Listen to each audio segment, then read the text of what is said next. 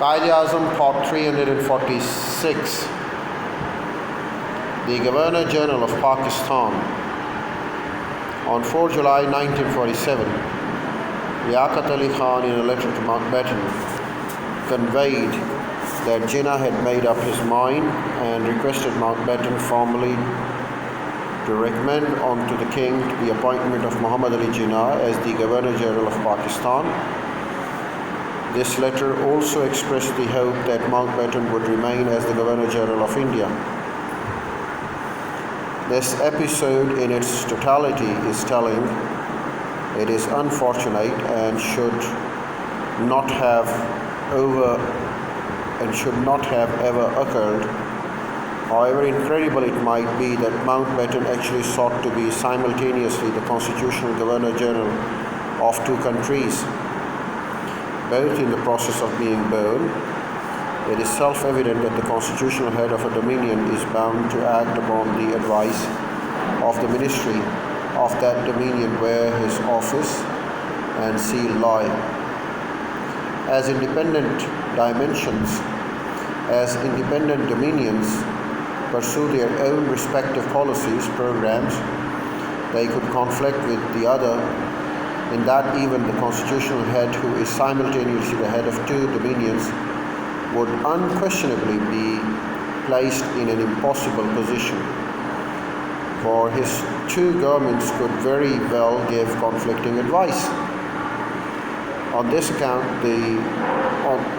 count, jurists have commented an explanation that the only way of giving effect to Jinnah's suggestion of a super governor general was to provide for a common governor general of two countries. In specious pleading, Mountbatten thereupon records in a letter to Cripps, "My private information is that Mr. Jinnah's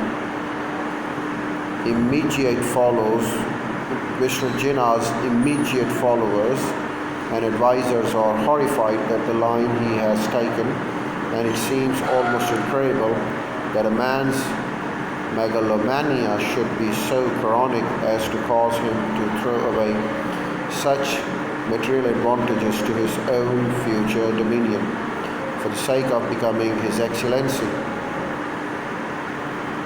some 8 months earlier than he would in any case have assumed that title." Jawaharlal Nehru is convinced of this view, but Vallabhbhai Patel ascribes more sinister motives to Mr. Jinnah and thinks that he wishes to set up a form of fascist dictatorship with ultimate designs against the dominion of India. The one satisfactory feature is that Mr. Jinnah has not only pressed me to be the chairman of the Joint Defence Council, but assured me that the Muslim League press would welcome the new arrangement. It is near impossible to separate facts from such a biased expression of views.